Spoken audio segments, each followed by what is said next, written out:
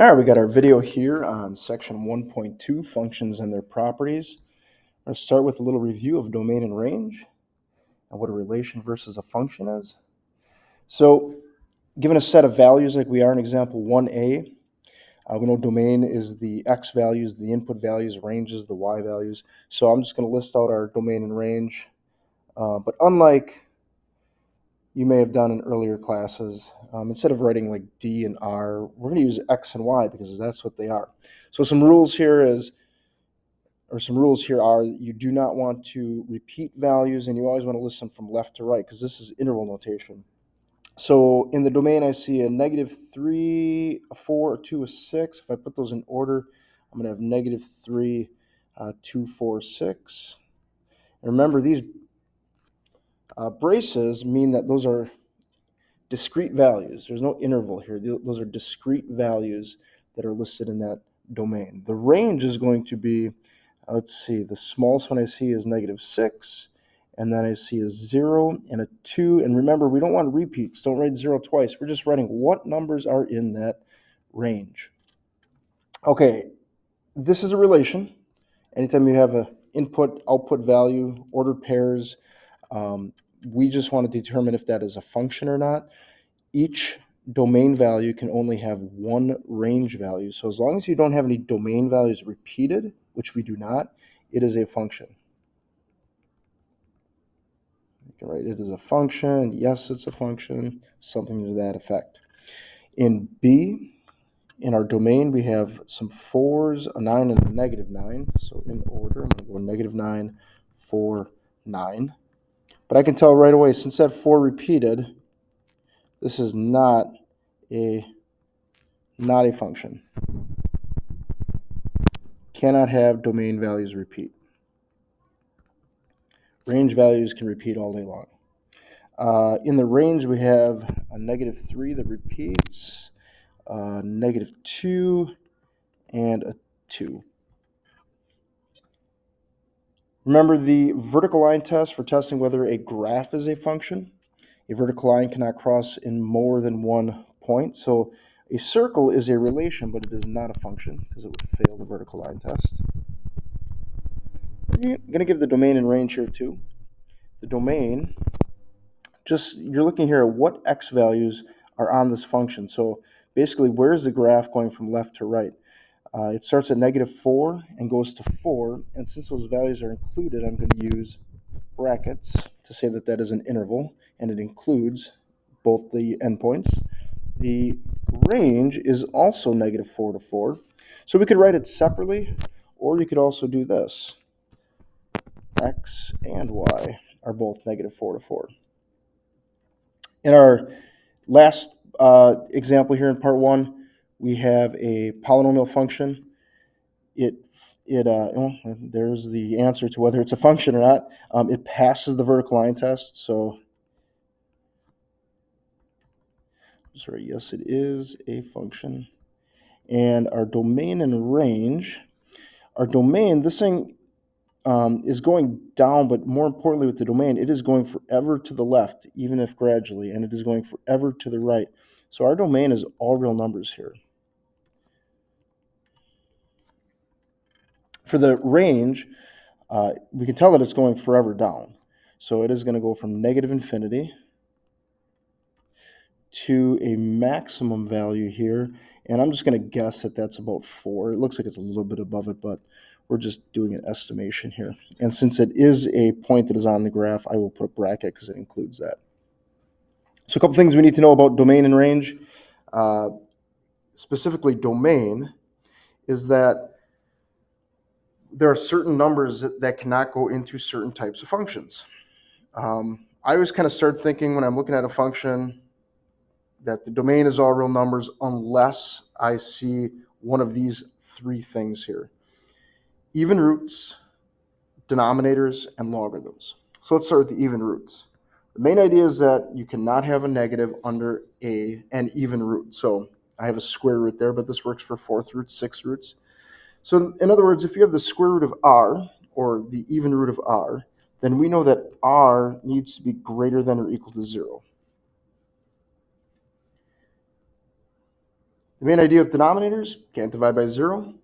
So if you have some numerator over denominator, or p over q, then I know that q cannot equal 0. And the last one, logarithms. No matter what your base, you can't have negatives within a logarithm. Also, the base itself cannot be a negative or 0, but I don't think we're going to run into any questions like that. We just need to know that in this spot right here, we need to have a positive number. So we know that m needs to be greater than 0. It cannot equal 0 either. So using those ideas, take a look at these examples down here. So the first one is a logarithm. We just said that right there cannot be negative nor 0. So what I'm going to do is I'm going to say I know that x plus 4 needs to be greater than 0, which means that x needs to be greater than negative 4. And then I'm just going to put that into interval notation. So anything bigger than negative 4 but not including negative 4, make sure you use a parentheses here, would be negative 4 to positive infinity. In part B, oops, I have no idea what just happened. In part B, we have a denominator.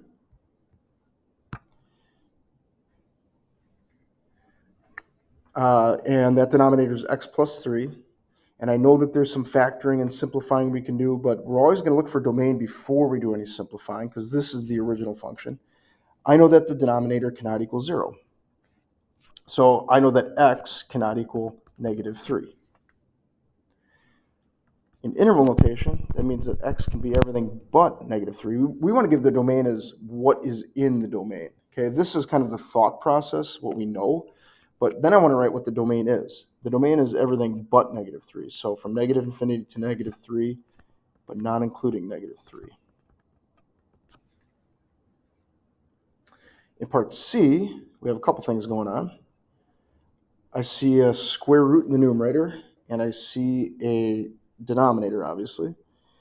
So I'm going to start with the denominator there. I know that x squared minus x minus 12 cannot equal 0.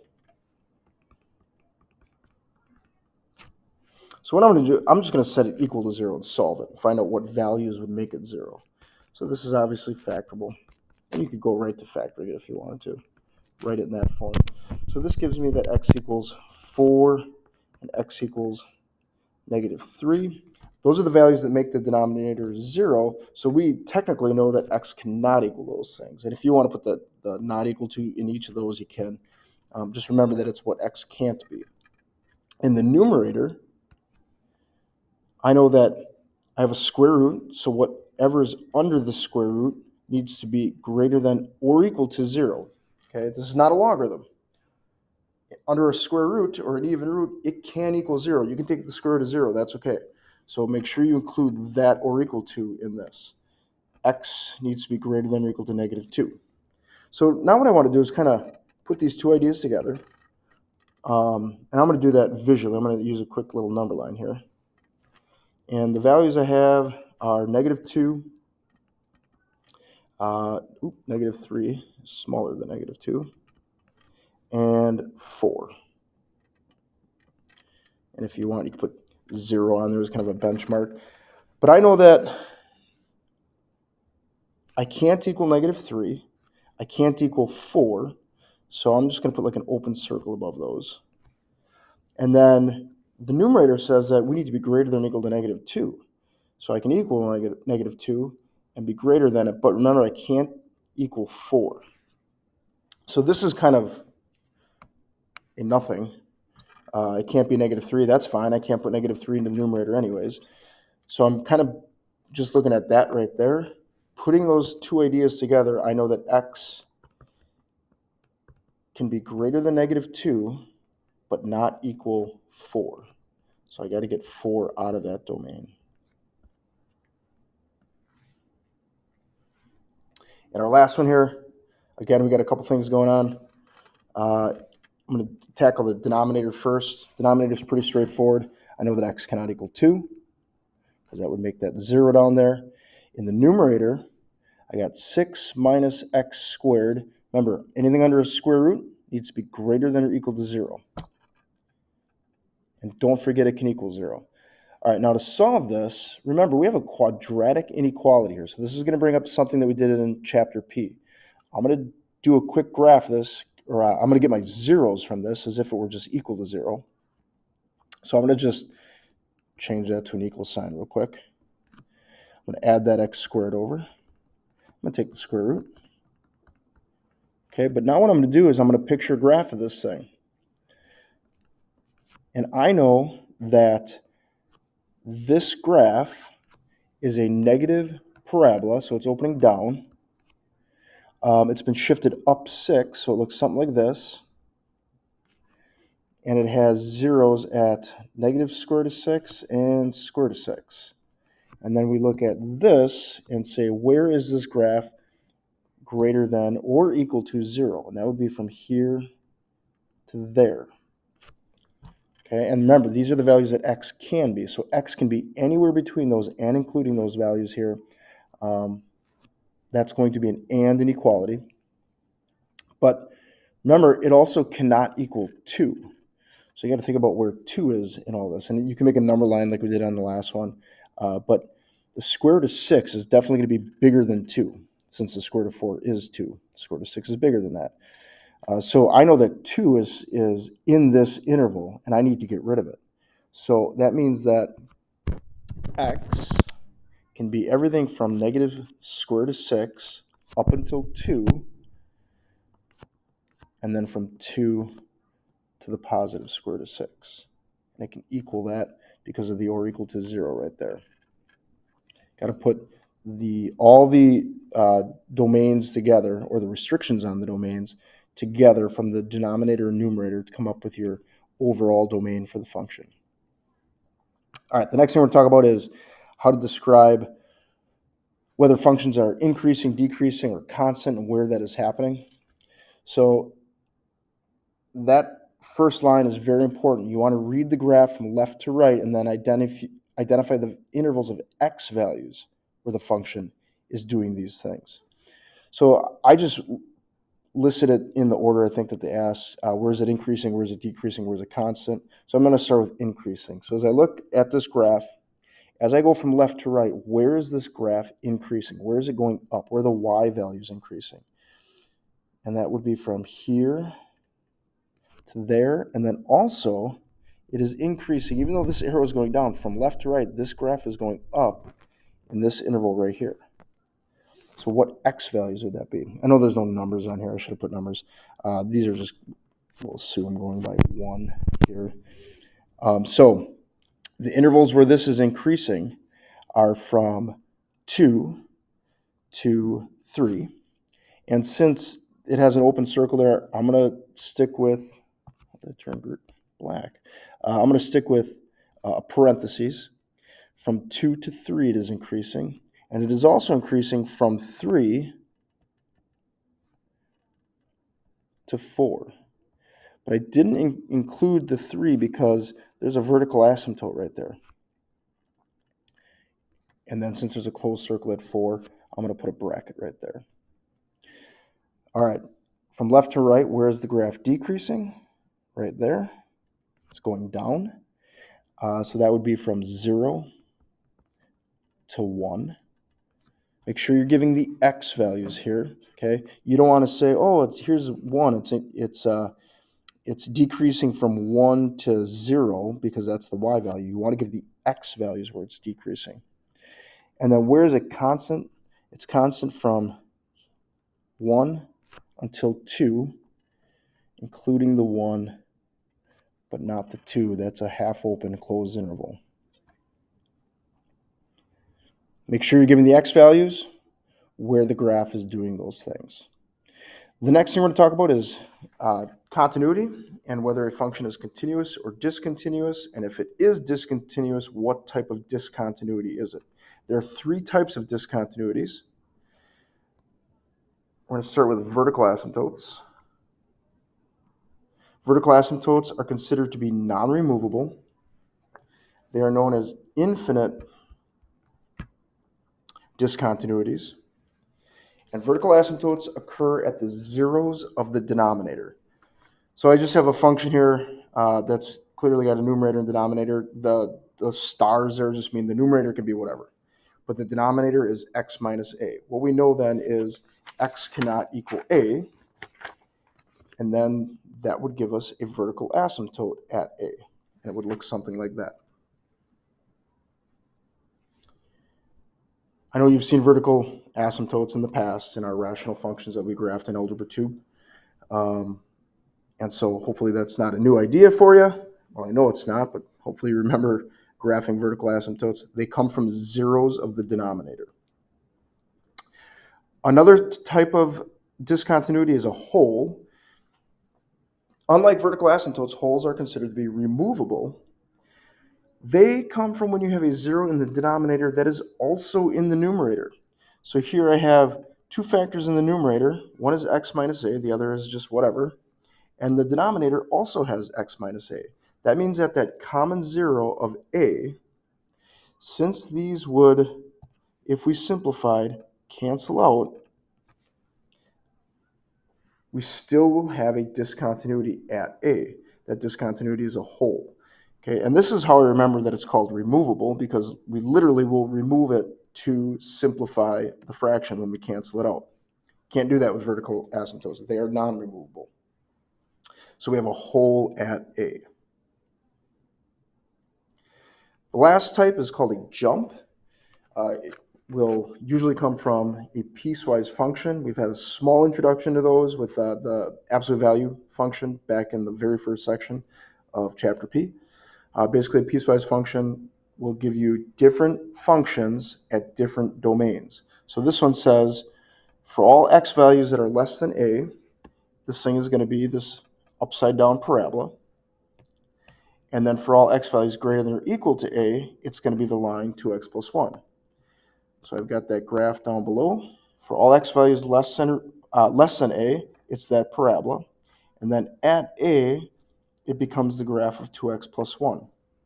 Because this is a function, it has to pass the vertical line test, which it does because this circle is open and that circle is closed.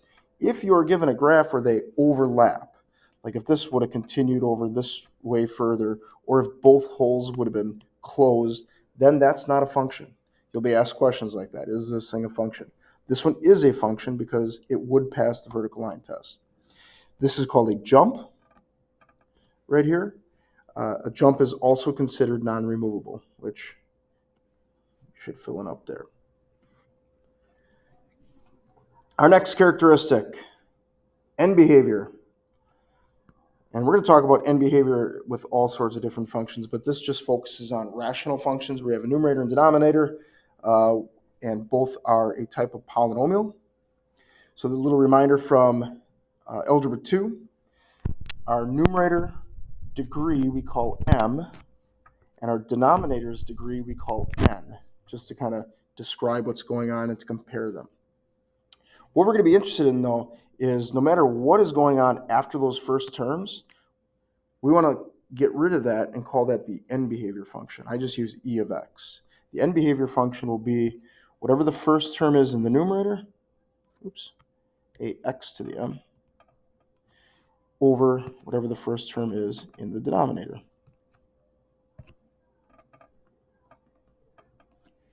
So you kind of just ignore all the other terms, take the highest degree terms. So if they're not in order, you got to make sure you're taking the highest degree terms. And then this function is going to tell us what the end behavior is, which is why we call it the end behavior function. When the numerator and the denominator have the same degree, like in example A, let's see what happens here. So notice that m equals n in this example. They're both squares.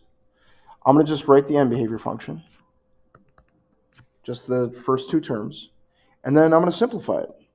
This would just simplify to 3. When your numerator and denominator have the same degree, then the end behavior function will simplify to just the ratio of those constants, in this case 3. Not constants, coefficients, which in this case is 3. And that is our end behavior, literally the line y equals 3, which is a horizontal asymptote. We're going to have a horizontal asymptote at y equals 3.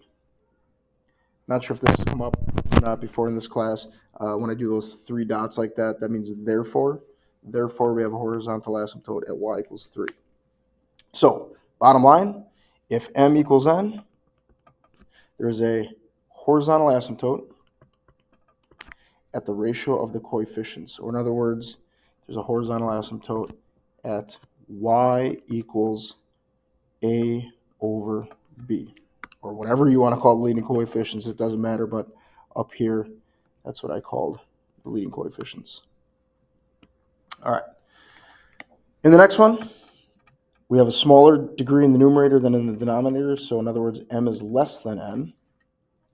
But again, I'm going to break this down into just the first term of the numerator over the first term of the denominator, the end behavior function. And I'm going to simplify that. That would simplify to 3 over x, because a factor of x would cancel out in both the numerator and denominator. 3 over x, we know has a vertical asymptote at 0. Well, I shouldn't even talk about that. We're not talking about the discontinuities here. 3 over x, in case you don't remember, is our reciprocal function that looks something like this.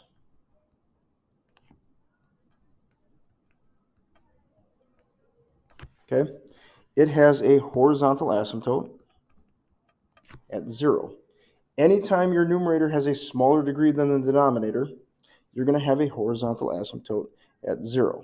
Because as x approaches positive or negative infinity, this gets close to 0. Okay, think about that. I mean, you could look at either one of these, really, even without simplifying it. If you put a number in for x, the denominator is going to get way bigger than the numerator, okay, especially if you look at, that's why it was simplified. If you put a number in for x, bigger and bigger and bigger numbers, as x gets bigger, the numerator just stays 3, and as x gets bigger, that ratio is just going to get closer and closer to 0. Therefore, we have a horizontal asymptote at y equals 0. Anytime the numerator has a smaller degree than the denominator, you'll have a horizontal asymptote at y equals 0, or the x-axis. So, m equals n is a horizontal asymptote at y equals 0. I'm sorry, if m is less than n. So the only other thing that could happen is if the degree of the numerator is bigger than the denominator. I'm going to simplify this end behavior function. I'm just going to take the first term of the numerator over the first term of the denominator.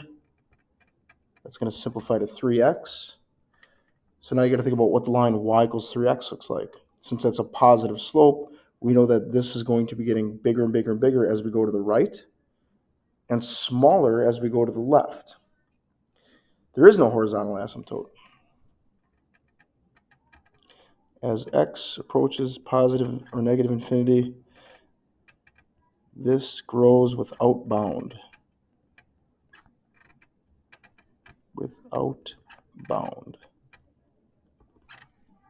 Therefore, there is no horizontal asymptote.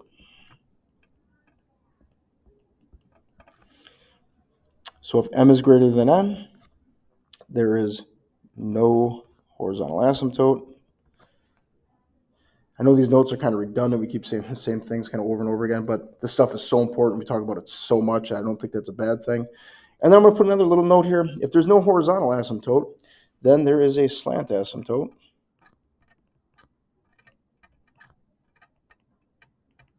Or what's called, actually I'm going to do it like this. There's a slant, or what is called an oblique asymptote instead. We'll talk a little bit more about how to find that, what it is, what it looks like as we go on. All right, I'm going to stop that video here so this one doesn't get too long, and I'll make a second video that closes out these notes.